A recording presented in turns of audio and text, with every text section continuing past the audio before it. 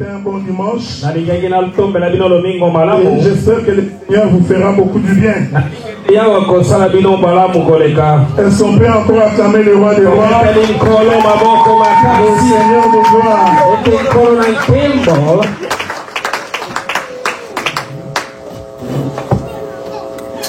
Que la paix de Dieu soit avec vous. Amen, amen. Nous allons clôturer notre intervention aujourd'hui sur la naissance des 12 fils de Jacob. Je voudrais vous dire que c'était impossible d'entrer dans les détails dans tout. Donc il y a beaucoup de choses qu'on a sautées. Si le Seigneur nous prête vie, nous reviendrons parce qu'on est encore vivant. Parce que moi je crois que tant que tu n'as pas rempli ta mission sur la terre, que l'Éternel ne peut pas te retirer de la terre des hommes. Donc, lorsque tu auras fini ta mission, l'Éternel te retirera sur la terre des hommes. Tant que les promesses que Dieu t'a faites ne se sont pas encore accomplies, je te rassure que tu resteras encore en vie jusqu'à ce que tu verras les promesses de Dieu. Que la paix de Dieu soit avec vous. Je bénis d'abord Dieu. Je voudrais vous rassurer que le culte ne peut pas être de cette manière tous les dimanches. Dans tous les cas, la Bible n'a jamais donné le modèle de culte dans la Bible. Et moi, je crois à la mouvance du Saint-Esprit. Et moi je crois à la mouvance du Saint-Esprit. Et je crois que le Saint-Esprit peut nous amener sur beaucoup de chemins. Nous allons très vite prendre les livres de Genèse. Dans les livres de Genèse chapitre 35. Genèse 35. Je vais donc commencer par le verset 15. La Bible dit ceci. Jacob dressa un monument dans les lieux où Dieu lui avait parlé. Un monument de pierre sur lequel il fit une libation et versa de l'huile. Jacob donna le nom de Bethel au lieu que Dieu lui avait parlé. Il partit de Bethel. Il y avait encore une certaine distance jusqu'à Ephrata. Lorsque Rachel accoucha, elle eut un accouchement pénible. Et pendant les douleurs de l'enfantement, la sage-femme lui dit: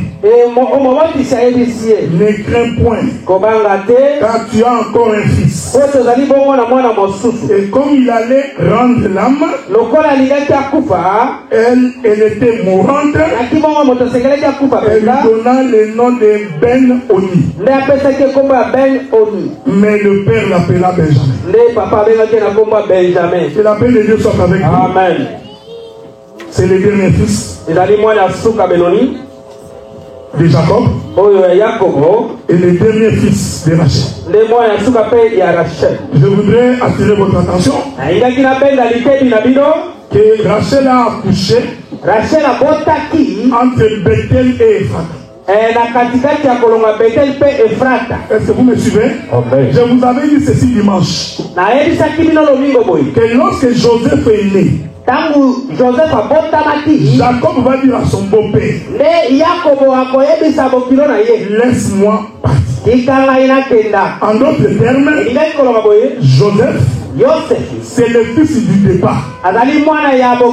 Est-ce que vous me suivez? Amen. Mais pendant qu'ils étaient en train de partir, Rachel était enceinte.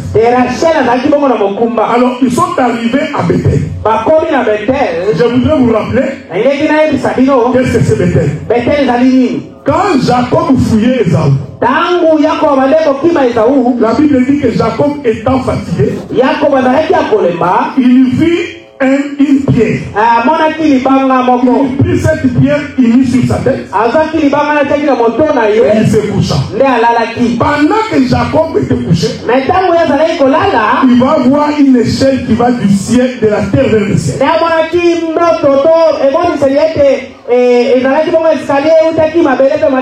Et il vit les anges monter et descendre.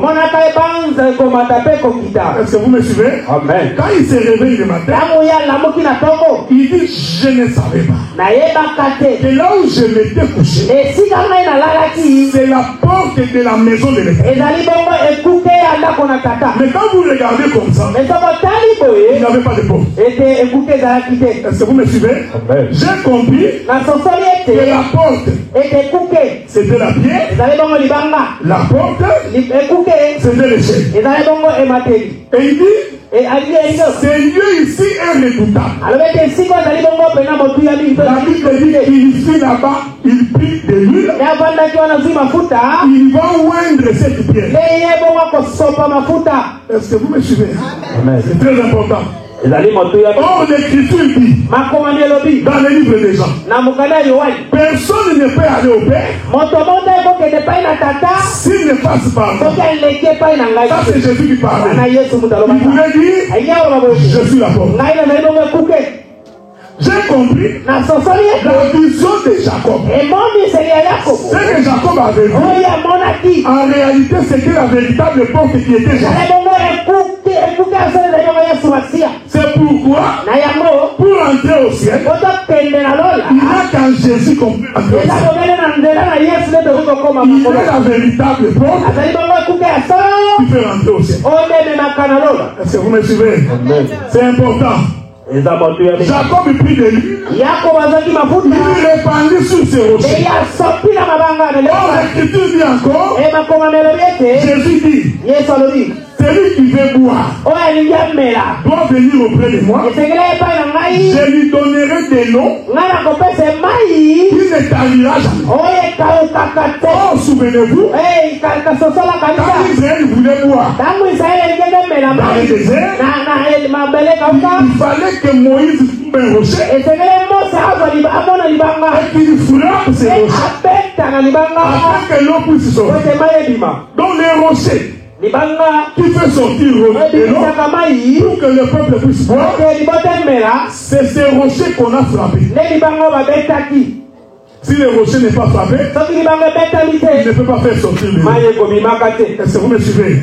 Or, le rocher qu'on frappe là, c'est l'image de Jésus qu'on frappe pour mourir. S'il n'est pas frappé, le peuple ne peut pas boire. Voilà pourquoi la mort de Jésus est une source d'eau vive pour que nous puissions boire. Mais ces morceaux de pierre là, Jacob a pris l'huile, il a versé dessus. C'est pourquoi au jour du baptême de Jésus, quand il sort de l'eau, la Bible dit que le ciel s'ouvrit, le Saint-Esprit descendant sous forme d'une colombe vient se poser sur sa tête. Or le Saint-Esprit, dans les Écritures, c'est lui. C'est pourquoi la Bible dit, tu m'as oint une huile fraîche et tu m'as oint de l'onction de Dieu. C'est-à-dire que l'huile dans la Bible représente le Saint-Esprit.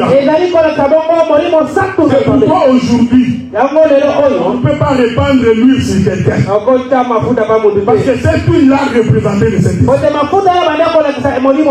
Est-ce que vous me suivez? Amen. Donc Bethel représente la maison de Dieu. La Bible dit, Rachel accoucha entre Bethel et Ephrata. Or, Ephrata, c'est une ville de Juda. L'Écriture dit, et toi Ephrata de Bethléem. Est-ce que vous me suivez? Hein? Amen. Toi Ephrata de Bethléem. Or, Bethléem, selon la définition de la Bible, c'est la maison du pain. Je voudrais attirer votre attention. Parce que je vais aller toucher Rachel. Rachel va naître entre Bethel, Katina, Bethel et Ephrata. Bethel, c'est la maison de Dieu. Non, Bethel, oui. Bethel, c'est la maison de Dieu. Non, oui. Bethel, c'est la maison de Dieu. Et Ephrata aussi, c'est la maison de Dieu. Est-ce que vous me suivez? Amen. C'est important de retenir ça. Dans la prophétie. Pourquoi? Parce que Ephrata de Bethléem se trouve dans le territoire de Juda. C'est dans Juda que Dieu habite. Il est le fils du grand roi qui habite à Juda. Bethel et Ephrata, les deux représente la maison de Dieu. Maintenant, l'écriture dit, c'est entre les deux que Rachel va accoucher. Donc, Rachel a accouché partant de Bethléem pour aller à Ephrata.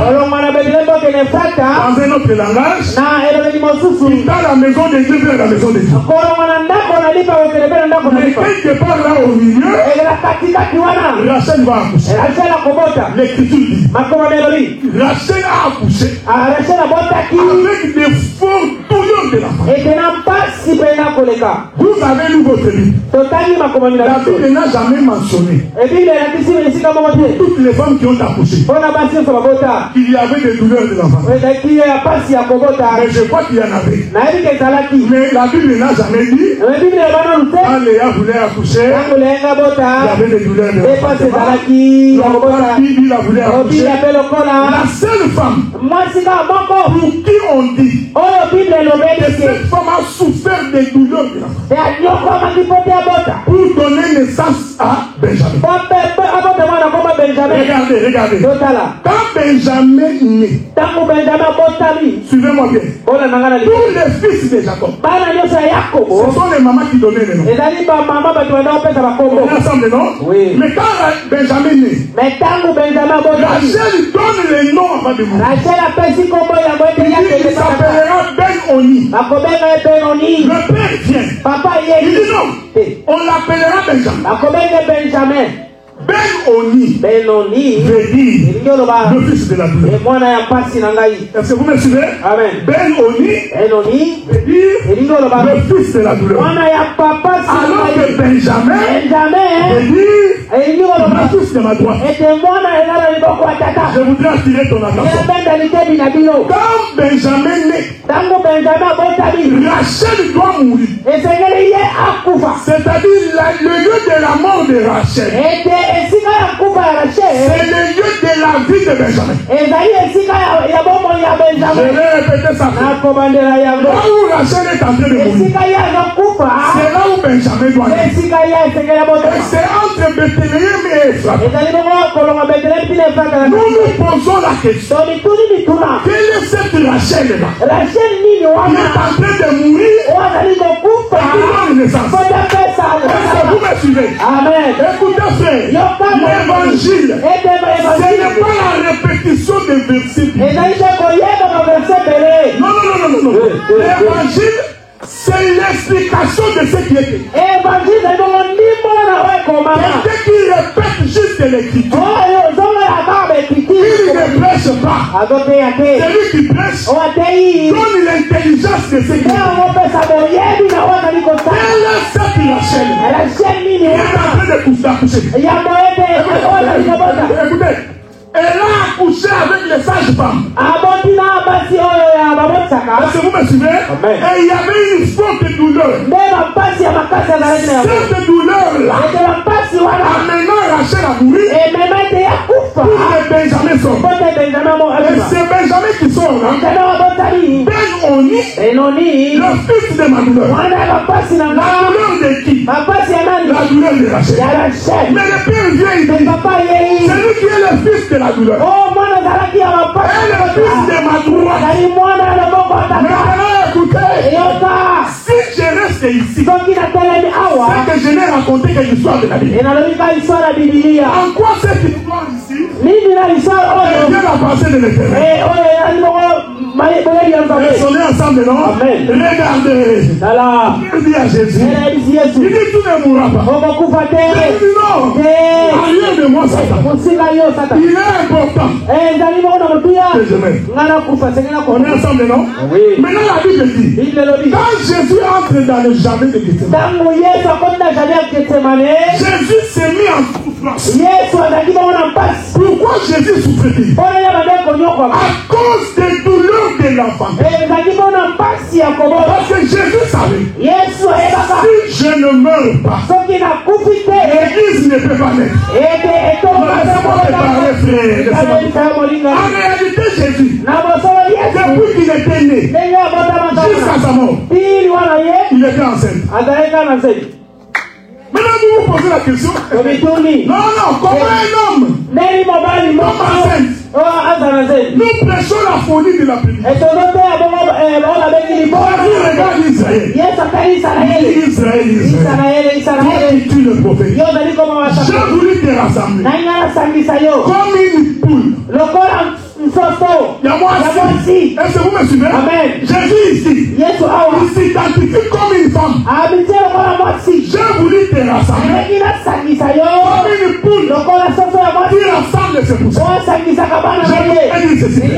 Celui qui rassemble le peuple est une femme. L'homme ne rassemble jamais le peuple. Celui qui rassemble le peuple, même dans la vie, celui qui est capable de rassembler le peuple, c'est toujours la femme. Même quand l'homme est en colère, même s'il se fâche, une bonne femme rassemble les poussins. Oh, laissez-moi dire. Un jour, l'homme marchait dans le jardin, il décida de rassembler la poussée de la femme. Mais pour rassembler, il fallait que sa mère rassemble. La main de l'Éternel est une femme qui rassemble la poussée de la femme. Est-ce que vous me voyez? Amen. Jésus dit, je dois mourir. Quand il entre, il sent le douleur de l'enfant. Écoutez-moi bien. Pour te donner des sens, Jésus a souffert. Sa chair a porté les douleurs. Il s'est dit en lui-même, je vais porter cette douleur. Regardez la femme naturelle. Elle sait que la grossesse pour accoucher, c'est douloureux. Mais la femme ne refuse pas de tomber enceinte. Je veux que tu me suives. Parce que Benjamin, c'est le fils de ma douleur. Mais quand la femme accouche, il est dans les douleurs de l'enfant. Et une fois que l'enfant est manifesté, la femme oublie toutes les douleurs. L'enfant devient la force de sa droite. Laissez-moi te parler ce matin. Tu étais dans le ventre de Jésus. Tu étais tout un fœtus dans son ventre. Mais il doit mourir. Ceci est très important, frère. Il ne peut pas mourir à Bethel. Parce que c'est la maison de l'Éternel. Il n'y a pas la mort là-bas. Il ne peut pas mourir à Ephrata. Parce que c'est la maison de l'Éternel. Il n'y a pas la mort. Il doit mourir entre j'explique selon la Bible. C'est quoi entre Bethel et Ephrata? Un jour, Dieu dit à Jacob. Non, Abraham. Quitte la maison de ton père. Je vais te montrer une nouvelle terre. Est-ce qu'on est ensemble, non? Est-ce que vous me suivez? Voilà.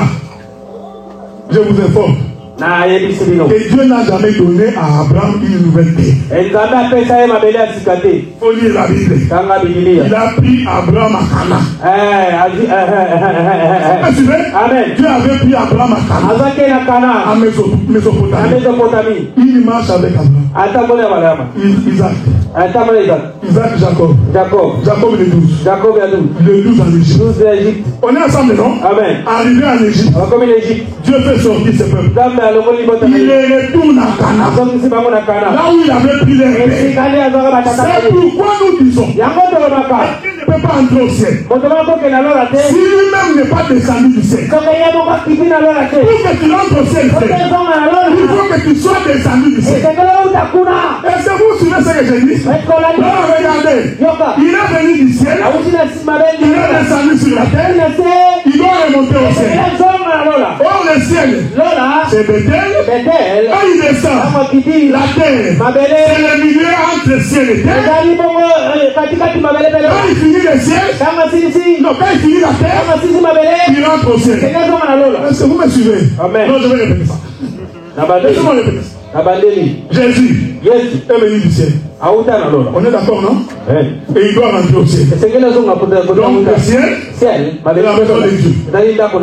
Donc il vient là-bas, qui rentre là-bas, c'est la maison de Dieu. Mais quand il vient, avant de rentrer, il doit passer par la terre. Est-ce que vous me suivez? Pourquoi passe-t-il par la terre? Il passe par la terre pour mourir. Donc, le lieu de sa mort, c'est la terre. Mais quand il finit la mort, il doit rentrer au ciel. Est-ce que vous avez compris? Bethel et Ephrata, les deux, c'est la maison de Dieu. Mais Rachel doit mourir entre les deux. Entre les deux là, c'est la mort de Jésus sur la terre. Voilà pourquoi Jésus doit mourir sur la terre. Maintenant regardez. Dans sa douleur, il donne naissance. Il dit, c'est le fils de ma douleur. C'est pourquoi je voudrais descendre de 2 minutes. Si tu réalises le prix que ça a coûté à Dieu, pour que tu sois appelé fils de Dieu, tu ne prendras pas les choses de Dieu à la légère. Parce que le Dieu puissant, il a accepté les douleurs pour que toi tu sois magnifié. C'est dans la douleur que Dieu t'a accouché. C'est pourquoi vous allez remarquer l'amour de maman dépasse l'amour de papa. Si une maman n'aime pas son fils, c'est une sorcière. Parce que l'amour de la maman doit dépasser l'amour de papa. Non. Pourquoi? Parce que la maman connaît les douleurs de l'enfant. C'est cette douleur-là qui l'attache à ses filles. C'est pourquoi Paul pouvait dire, je souffre des douleurs de l'enfant. Paul est un homme. Un homme, peut-il souffrir des douleurs? J'ai compris que c'est Paul-là. L'image de Jésus. Comme une femme. Je vais ouvrir une parenthèse. Les femmes, je vous dis, la prière de la femme naturelle, Dieu n'écoute plus que la prière de l'homme. Je vais répéter ça. Que ça te scandalise ou pas. Comme j'ai l'habitude de parler avec des versets, j'ai des versets dans ma bouche. La prière de la femme. Bon, comme ça. C'est pourquoi, frère, une église dont les femmes ne sont pas actives, c'est une église qui ne peut pas être puissante. Pour que l'église soit puissante, on a besoin de femmes de prière. Pourquoi? Parce qu'il y a la maternité dans la prière des femmes. Quand la femme prie, c'est avec douleur dans son cœur. C'est pourquoi les femmes pleurent facilement. Parce qu'elles savent que c'est les douleurs.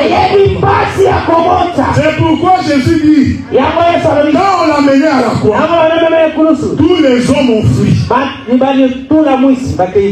Les pierres là. Ah, Pierre. Quand on a mené Jésus à la croix, j'ai dit, Pierre, et Jean, et les autres. La Bible dit, ce sont les femmes qui l'accompagnaient. Et ces femmes-là qui l'accompagnaient étaient en train de pleurer. Jésus leur dit, vous, femmes, ne pleurez pas sur moi. Quand une femme met ses genoux à terre, Dieu écoute. Moi j'ai dit aux frères, ne va pas blaguer avec les filles d'autres. Parce que quand une femme se plaît à cause de ce que tu lui as fait, je t'informe que tu n'auras pas la paix. Jérémie, appelez-moi les femmes pleureuses. Pas les hommes pleureux. Appelle-moi les femmes pleureuses. Je n'entre pas dans l'interprétation. D'ailleurs, vous n'aimez pas beaucoup la réponse. Je reste dans la doctrine. On a appelé les femmes pleureuses. Quand ces femmes-là pleurent, Jérémie dit, nous nous convertissons. À cause de la pleurs du est-ce que vous me suivez? Mais écoutez, quand elle accouche, elle doit mourir. C'est Rachel là qui meurt. C'est Jésus. Pourquoi doit-il mourir? Parce que c'est dans sa mort que l'église doit naître. Non, la mort de Jésus nous a donné la vie. Voilà pourquoi nous, quand nous regardons la mort de Jésus, nous dansons. Nous ne sommes pas de ces gens-là. Quand ils regardent le film de Jésus, ils commencent à pleurer. C'est tellement super. Il a souffert. Non, nous, quand on regarde les choses, nous sautons. Nous disons, il est merveilleux. Cet homme a accepté de mourir pour que nous nous soyons la vie. Écoutez, frère, Jésus a accepté la mort pour que tu aies la vie. Il a accepté la mort pour que tu sois délivré. Il a accepté la mort pour que la solution te soit donnée. Quand tu pries, prie avec écriture. Ne prie pas comme un barbare. Tu pries comme un barbare. Prie avec écriture. Rappelle à Dieu pourquoi il a intérêt de te soutenir. Il faut le dire. Arrêtez de... Quand on prie, on cause avec son. Mais bon,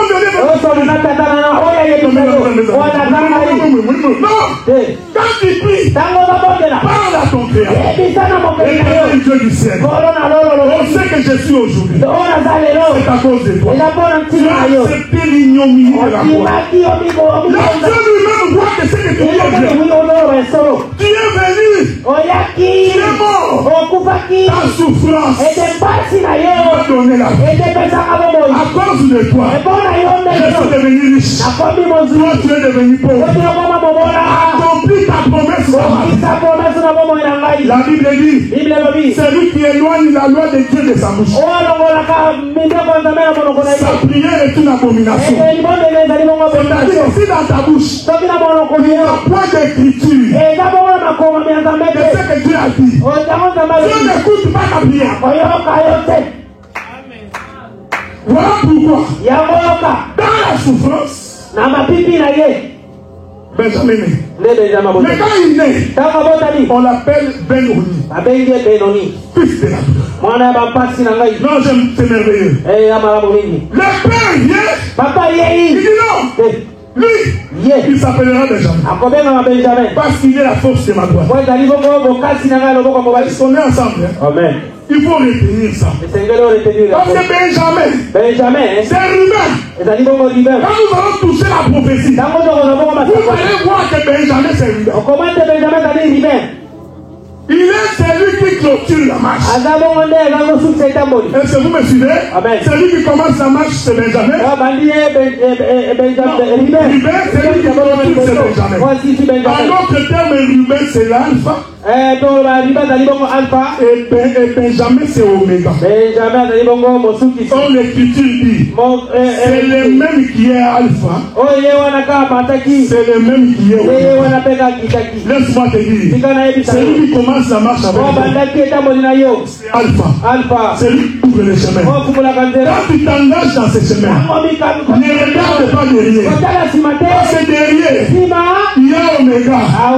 Ne t'occupe pas de ce qui se passe derrière. Non, laissez-moi écouter ça. Quand on ouvre le chemin, ne regarde pas le passé. Ne regarde pas les échecs passés. Il y a quelqu'un derrière qui est en train de continuer la marche. C'est pourquoi ils ont traversé la mer Rouge. La Bible dit, avant de traverser, la colonne de l'Éternel passait devant. Quand la colonne passe devant, c'est humain. Est-ce que vous me suivez? Amen. Mais ensuite, la colonne doit passer derrière. Quand la colonne passe derrière, c'est Benjamin. Mais c'est toujours la même colonne.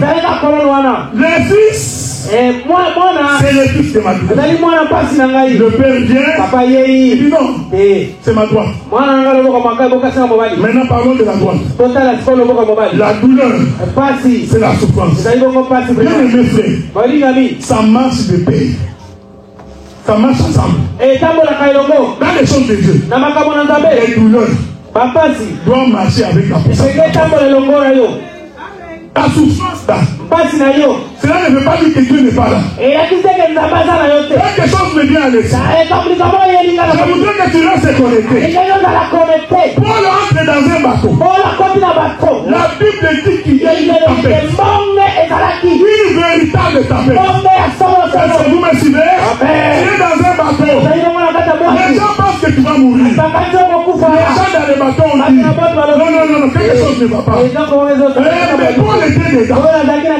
La tempête toute la nuit. Ils ont jeté des histoires.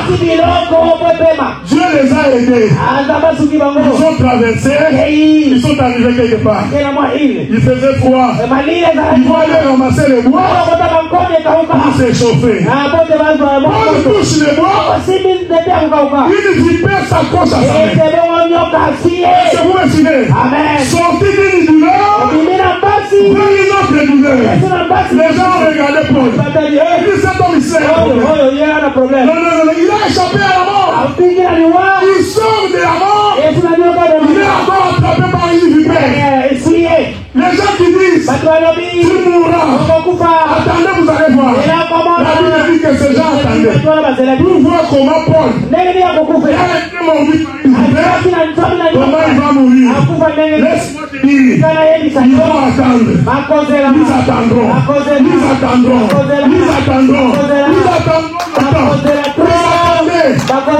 Levez la main. Quelqu'un lève la main. Il secoue seulement. Laisse-moi te parler. De la même manière que tu as levé les mains, la maladie tombe au nom de Jésus. La difficulté tombe au nom de Jésus. Pendant que tu secoues ta main sur le plan spirituel, cette montagne puisse tomber. Les gens qui attendent vont attendre longtemps. Non, écoutez, vous allez non. Cet homme ici là est problème. Nous allons voir comment il va mourir. Non, il y a du saillot. Osez-la.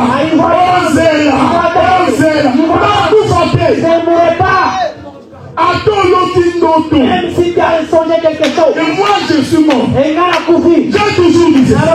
Le jour où je mourrai, je saurai. J'ai dit au frère Sam quand on venait. On avait annoncé du verglas impossible. On nous a même conseillé de descendre. Alors moi j'ai fait une prière à Dieu. J'ai dit Dieu, jusqu'à ce que j'arriverai à Montréal. J'ai dit à Santa, J'avais dit ça à Dieu. Pourquoi tous les dimanches quand je vais prêcher? Il est tapé que je vais aller clôturer. Non, s'il vous plaît. On est à la maison. Il y aura des sorties de route. Faites attention. Il y a même une soeur qui m'a appelé à 6h du matin. On doit essayer de sortir bien au matin. Comme ça, vient petit à petit. Tu arrives à temps. Je t'informe que j'ai roulé à 125. Non, j'ai roulé à 125. Je vous laisse en j'avais dit à Dieu, jusqu'à ce que j'arriverai là, la pluie verglaçante ne tombera pas. Je vous informe, elle est tombée partout. Dans notre ville, sur les chemins d'Ottawa, jusqu'ici, ça témoin. Ce n'est pas tombé. J'ai dit à Dieu, quand j'aurai fini de prêcher, que je vais sortir. Si tu veux faire tomber la femme, fais-le tomber. Parce que moi je crois que Dieu écoute la prière. La Bible dit ceci, frère. Élie était l'homme de même nature que vous savez, ces frères-là de Sama voulu me faire douter. Il m'a dit, oh, mais donc, tu sais, j'ai dit non, frère, je ne veux pas savoir ce que les autres disent. Moi, j'ai dit à Dieu, jusqu'à ce que j'arrive. Est-ce que vous me suivez? Amen. Dans la douleur, il y a toujours la droite de Dieu. Il dit, c'est le fils de ma droite. Écoutez. Mais c'est entre Bethléem et Ephrata. J'ai beaucoup de choses à dire. Est-ce que vous me suivez? Amen. Oh, Bethléem est à l'extrémité. Ephrata est à l'extrémité. Donc là où Rachel accouche, c'est au milieu entre les deux. Est-ce que vous me suivez? Amen. Il est mort au milieu. C'est dans le milieu qu'il meurt. Pendant qu'il meurt, un fils est donné. Et quand le fils est donné, il manifeste la vie. Il manifeste la droite. Attention. C'est la droite de Dieu. Oh, le fils de Dieu est assis à la droite du Père, intercédant pour nous. Maintenant, toi, dans ton esprit, tu crois que la droite c'est ça. Si Dieu est assis comme ça, c'est droite c'est le fils qui est assis. Là, je te pose la question. Qui est assis à la gauche? C'est le vrai. Ça, ce n'est pas du français. Ça, c'est la droite. Hein? Dieu change de position. Maintenant, il se met comme ça. Où est la droite?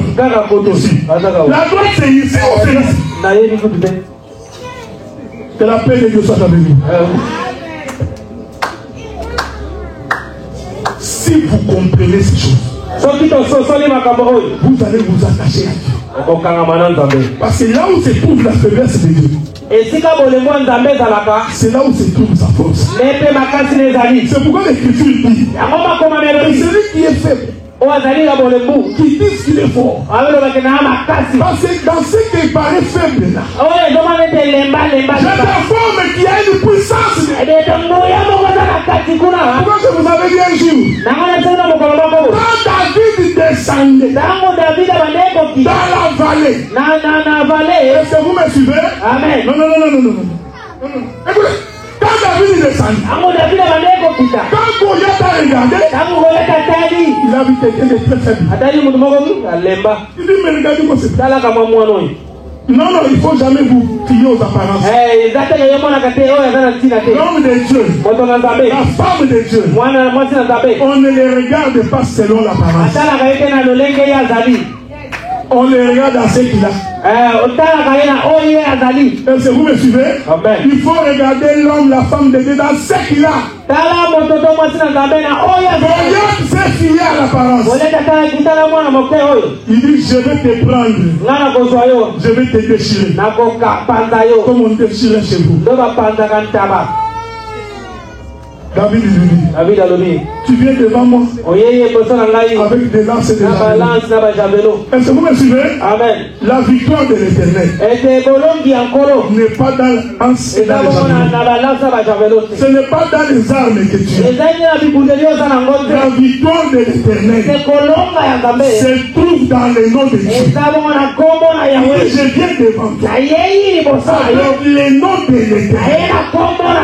Est-ce que vous me suivez? Amen. Celui qui paraissait faible, Goliath descend. Nous allons expliquer ces choses. Il coupe la tête de Goliath. Il a coupé la tête de Goliath avec la lance de Goliath.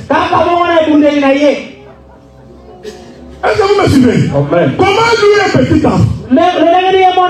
Parce que la lance de Goliath, Goliath était un géant. Un enfant comme David ne peut pas soulever la lance de Goliath. Nous nous posons la question. C'est David. Il soulève la lance. Est-ce que vous me suivez? Amen.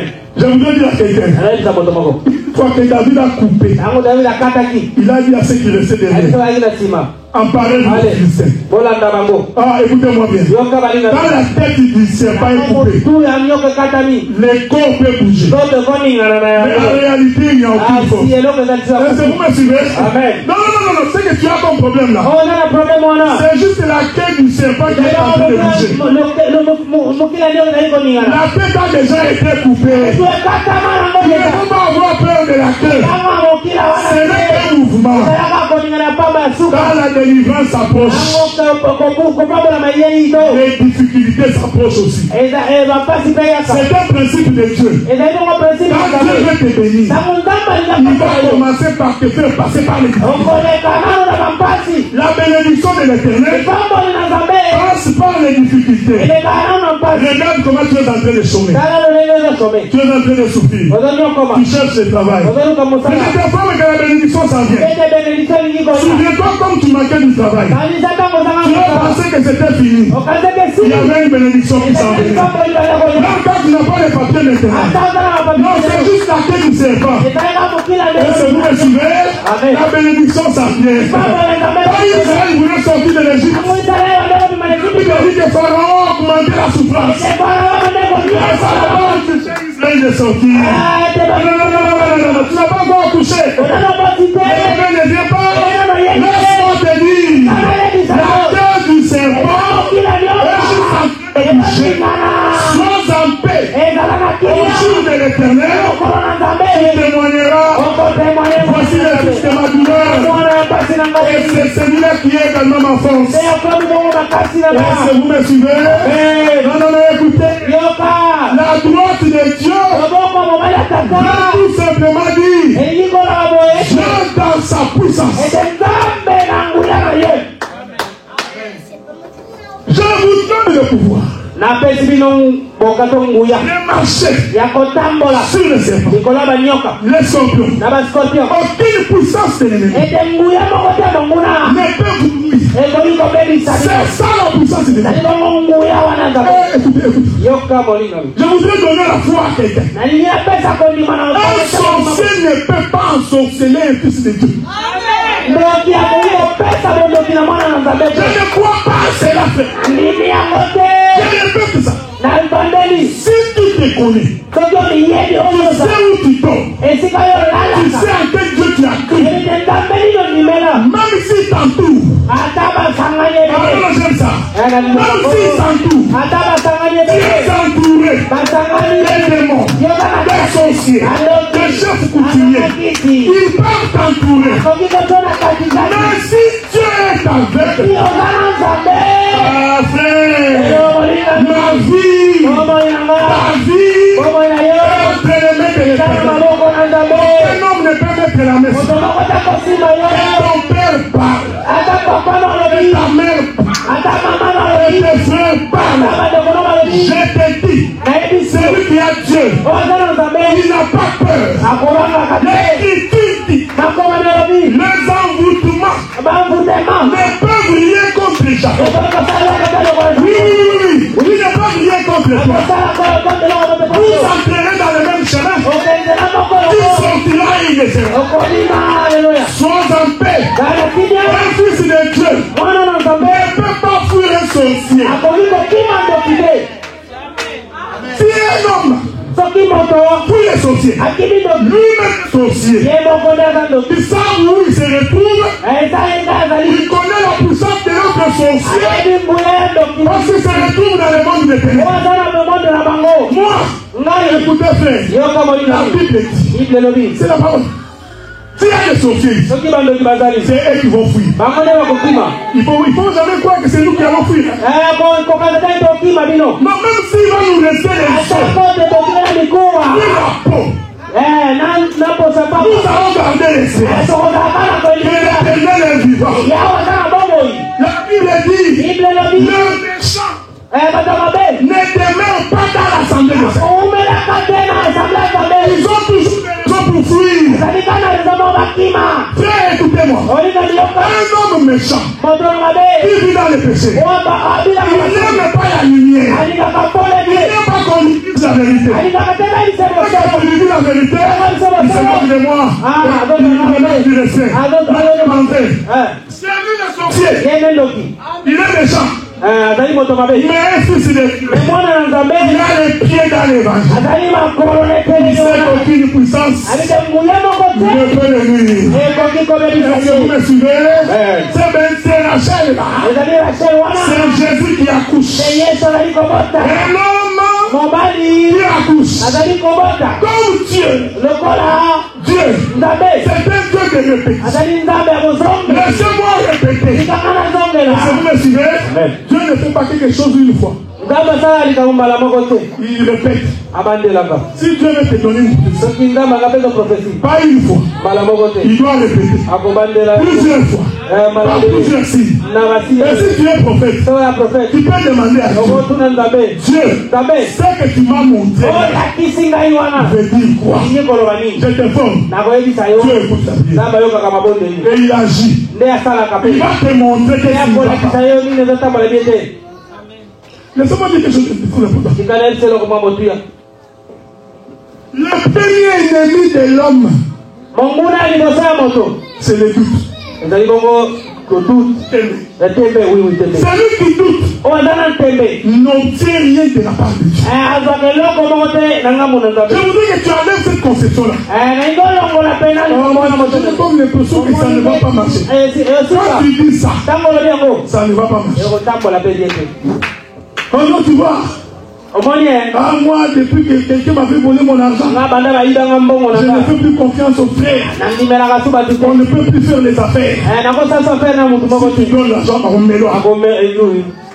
on va te escroquer. Non, tu vois moi. Je n'aime plus les femmes. La femme que j'avais là, elle m'a menti. C'est pourquoi tu as des difficultés pour dormir. Quand tu ne peux pas dormir, tu n'es pas en paix. Parce que tu penses que ta femme te trompe. Je te dis qu'elle finira par te tromper. Parce que la Bible dit que cela te soit donné selon ta propre foi. Ce que tu crois, c'est ce qui arrivera. La Bible dit ce que tu crains, c'est ce qui va t'arriver. Change de regard. Change la manière de voir les choses. Ayez toujours une vision positive. Tu vas dégager l'énergie positive. Est-ce que vous me suivez? Qu'un frère fait un voyage avec mon épouse jusqu'à Québec City. Je dormirai en paix. Je sais que rien ne va arriver. Pourquoi? C'est ma foi. Il y a des hommes intègres. Il y a encore des femmes intègres. Il y a encore des hommes qui craignent Dieu. Il y a aussi des femmes qui craignent Dieu. Dieu va aller puiser là-bas. Il va te donner. Dans ta douleur, il va se donner à droite. Ce frère ici va se marier. Frère, on va célébrer ta fête. C'est votre frère. Il faut te passer l'argent pour lui faire. Oui. oui. Beaucoup ne peuvent pas passer. C'est bonne chose. Tu bêta que le tu bêta que le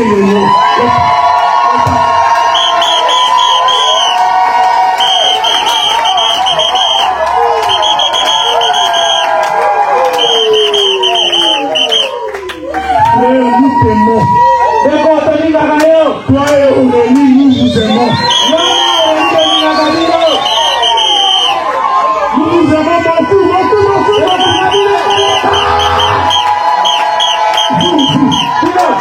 Le centre de l'éternel. Votre frère va se marier.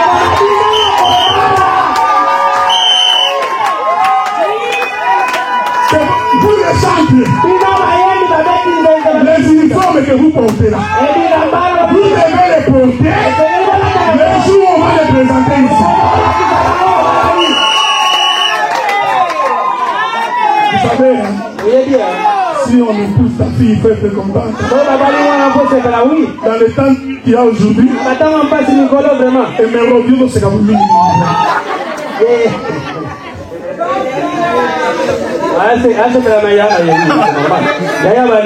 Que la paix de Dieu soit avec vous. Pendant que j'ai fini, fiancé, vous pensez que je ne vous vois pas. Je vous mets en garde devant le peuple. Est-ce que vous me suivez? Amen. Je vous mets en garde. Moi je fais la promesse que tout frère qui s'aime Dieu, qui s'aime mes conduits, il doit arrêter de servir Dieu. Je vous mets en garde. Moi je vous vois. Et je vous informe. Faites des choses comme des fils de Dieu. Nous allons vous honorer. Arrêtez de publier Fali dans vos TikTok. Arrêtez. C'est public, tout le monde voit. Vous publiez des choses de famille. Non, mais qu'est-ce que vous chantez des chansons de salité?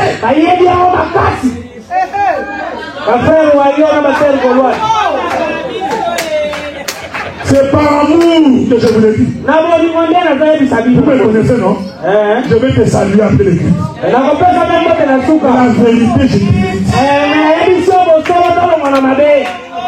La faiblesse, il y a la force. Acceptez la souffrance. Tu verras la gloire. Est-ce que vous me suivez? Acceptez les douleurs. Tu auras la vie. Celui qui n'accepte pas les souffrances ne peut pas avoir la vie. Je finis dans 5 minutes. Un jour, un homme marchait dans le jardin. Rachel, qui accouche. Un fils dans la douleur. Alors la Bible dit, un jour, un homme marchait dans le jardin. Pendant qu'il marche, est-ce que vous me suivez?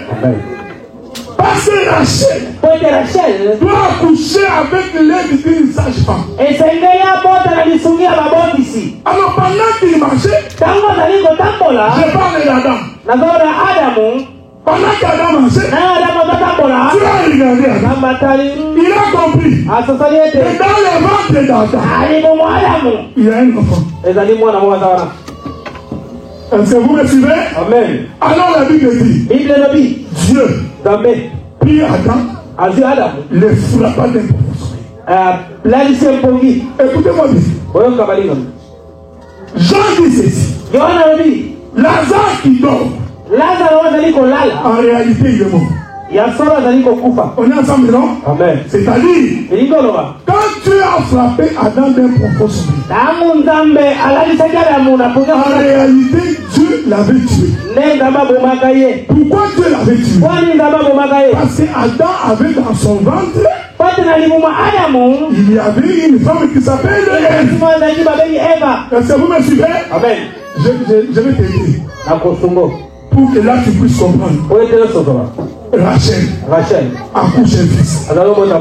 Est-ce qu'on est d'accord? Amen. Mais dans l'interprétation, ce fils-là est une femme. C'est-à-dire c'est l'église. On est ensemble, non? Amen. Donc l'église est une femme. Maintenant regardez. Dieu vient, il doit faire accoucher Adam. Donc, la femme ne peut pas accoucher s'il n'est pas précédé par les douleurs de la femme.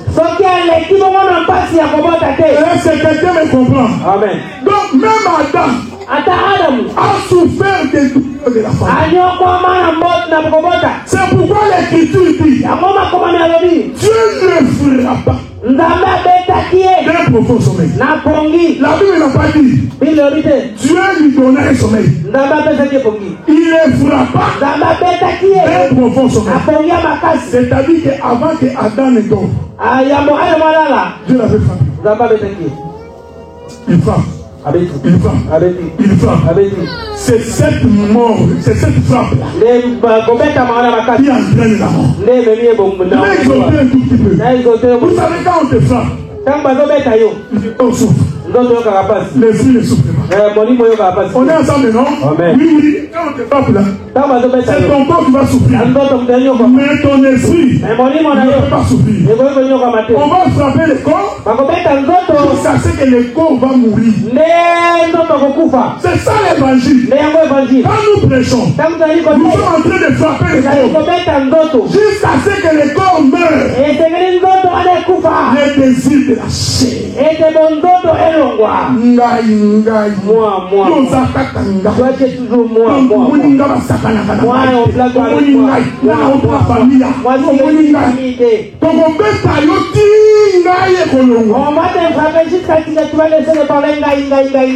Vous suivez ça? La chair doit souffrir. On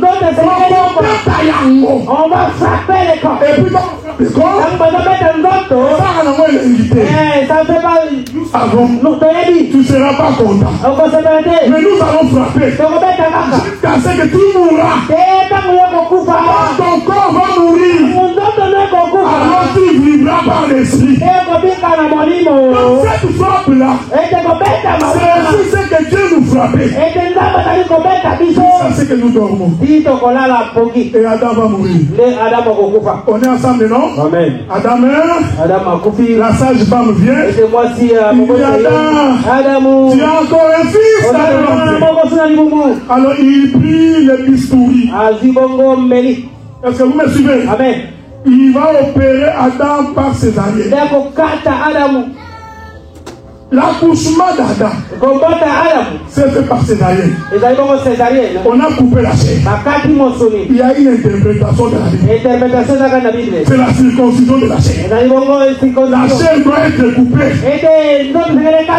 Quand on coupe, Adam accouche par césarienne. Est-ce que vous me suivez? Amen. C'est dans la frappe qu'il accouche elle. Et quand il se réveille, il dit non, c'est les autres. Chair de ma chair. Dans la douleur, voici ma force. Est-ce que vous me suivez? Amen. C'est pourquoi je vous avais dit un jour, on ne touche pas à la femme d'autrui. Parce que c'est là où se trouve sa force. Si tu veux voir un homme méchant, en colère, touche à sa femme. La femme d'autrui, c'est un champ d'autrui. Est-ce que vous me suivez? Amen. Alors, on prie Jésus, le véritable Adam, qui était en grossesse. On l'amène devant Pilate. Il pose la question. Jésus ne répond pas. Jésus était fatigué. Tu vois comme la sœur Fallon. Est-ce que vous la voyez encore danser comme une femme?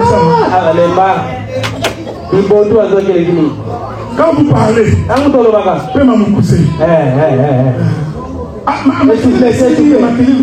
Petit parler, est-ce que vous me suivez? Amen. Parce que les... Vous savez, quand Jésus passait devant Pilate, et qu'on lui dit, mais pourquoi toi? On t'accuse pas. Il dit, mais pas un. C'est que Pilate ne comprenait pas. La femme, Jésus était prêt à accoucher. Il n'avait plus la force. Parce que si elle essaie de parler, elle va accoucher avant les temps. C'est pourquoi quand il y a une discussion, elle ne discutait pas beaucoup de choses dans la vie. Elle est est-ce que vous me suivez? Amen. Jésus leur disait, mais tu ne sais pas que j'ai des pouvoirs de te donner comme de te relâcher. Jésus répond, j'ai péché ici tous les jours. Quand tu m'as arrêté, parce qu'à cette époque-là, ma grossesse, c'était de 2 mois. 3 mois. Là, je suis 9 mois. Il dit, ok. Prenez, allez les crucifier. Les gens ont pensé qu'on crucifiait Jésus. Non, c'était Rachel qui allait sur les lits de l'accouchement. C'est Rachel qui s'en allait entre Bethel et Ephrata. On amène Jésus, on l'amène sur l'arbre. Avant de l'amener, on dit ici, tu dois toi-même porter les lits de la maternité. Là où tu vas accoucher, toi-même tu portes. Parce que dans notre pays, celui qui accouche doit lui-même dormir sur les lits. Celui qui accouche doit aussi lui-même accepter de dormir sur les lits de son enfant. C'est pourquoi Jésus aussi, ton sacrifié, lui-même les sacrificateurs, doit aussi accepter de dormir sur les sacrifices. Les choses de Dieu fait. Dieu ne peut pas avoir la vie. Si tu n'acceptes pas de monter sur l'autel, là où on va te mettre, tu vas souffrir. On va mettre le feu. Ça va brûler. C'est le lit de l'accouchement. Mais là aussi, c'est toute ta propre bénédiction. Jésus, porte ton propre lit. Alors j'ai compris pourquoi Jésus avait dit. Celui qui veut le suivre doit accepter lui aussi de porter sa propre charge. Aïe, on amène Jésus. On le met sur le lit. On est ensemble, non? Amen. C'est Rachel qui donne naissance au fils de la douleur et à la puissance de la droite de Dieu. Jésus est mis sur le lit. La Bible dit un soldat va décider d'aller voir s'il a déjà accouché. Ces soldats-là, c'est la sage-femme qui avait fait accoucher Rachel. Est-ce que vous me suivez? Amen. Il va là-bas. Cet homme n'est pas encore mort. Prends le couteau, coupe les pieds, les sang coule. Jésus était au milieu. Est-ce que vous me suivez? Amen. Jésus était où? Au milieu. Il saute Jésus. Il part chez l'autre. Il n'est pas mort. Coupe les pieds. Pour qu'il puisse mourir. Ensuite, il rentre au milieu. C'est l'homme du milieu. Il regarde. Il trouve qu'il est dans. C'est-à-dire, il dort déjà. Il dit bon, puisqu'il dort, comme Adam, maintenant il faut que je te paye. Parce que si je ne te paye pas, jamais va rester dans ton ventre. Il prit la lance. Il ouvrit les côtés de Jésus. Est-ce que vous me suivez? La Bible dit, quand il ouvrit, l'eau et le sang sont sortis. Ils sont ensemble. Amen. C'est lui qui a écrit ces versets. Dis ceci. Ce que j'ai vu, mon témoignage est vrai. J'ai vu et le sang. Je me suis posé la question. Jésus était en haut. Là-bas. Ce soldat-là qui a percé, c'est lui qui a vu. Mais celui qui a écrit, ce n'est pas un soldat. Un soldat ensemble, non? C'est Matthieu, Marc et Luc et Jean. Tu as écrit cette histoire. Puis le soldat n'a pas écrit ça. J'ai compris. Et ce soldat-là, c'était Dieu en personne. Qui a révélé à ses serviteurs ce qui s'est passé sur la croix. Quand l'eau et le sang sortent, les mamans savent ce que je dis. Quand une femme vient accoucher, le premier témoignage, c'est le témoignage du zoo. Dès que tu vois l'eau, tu sais que la vie va venir. Et quand l'enfant sort, ils sont emmaillotés dans le sang. Donc l'eau et le sang, c'est le témoignage qui a la vie. C'est ça véritablement Rachel. Elle est en train d'accoucher entre Bethel et Ephrata. Et cette naissance-là, non seulement que c'est la mort, mais c'est aussi la vie. Est-ce que vous me suivez? Non seulement que le Seigneur, quand il vous frappe, il a aussi la capacité de vous donner la vie. Tu passes des difficultés, quand tu passes des problèmes, quand tu as des difficultés, ne crains rien. Derrière la douleur, il y a la vie. Est-ce que nous pouvons acclamer le Seigneur? Je voudrais que tu acclames le roi des rois, le Seigneur de gloire, celui qui donne la vie, et celui qui ne pas. Je voudrais faire une déclaration. Je dis que le Saint-Esprit de Dieu ne puisse pas vous abandonner. Tout le temps que vous prenez pour servir, tout le temps que vous venez dans la maison de l'Éternel, l'Éternel ouvre le souvenir et qu'il se souvienne de vous. Quelle que soit la maladie qui te donnait la peine de venir servir le Seigneur, alors je dis que les portes des cieux s'ouvrent dans ta vie. Tout le temps que tu es venu ici, j'ai pris le Saint-Esprit. Et si on peut se mettre debout, j'ai pris le Saint-Esprit. Que si quelqu'un t'avait enfoncé, que tu puisses sortir au nom de Jésus. Si dans le monde des ténèbres, on t'a retenu dans l'obscurité, ma prière est la suivante. Que Dieu se souvienne de toi. Que tu réussisses là où les autres ont échoué. Que tu avances là où les autres ont échoué. Si les autres ne se sont pas mariés, toi tu vas te marier. Les autres n'ont pas eu d'enfants, toi tu dois avoir des enfants. Laisse-moi de déclarer que Dieu se souvienne de toi. Que ton mari soit guéri, que ta femme soit guérie, et que tes enfants prospèrent. Que de ta maison, c'est la prière que nous faisons ce matin. Que les cieux puissent te couvrir de sa grâce. Que les cieux te couvrent de sa grandeur. Que les cieux se souviennent de toi.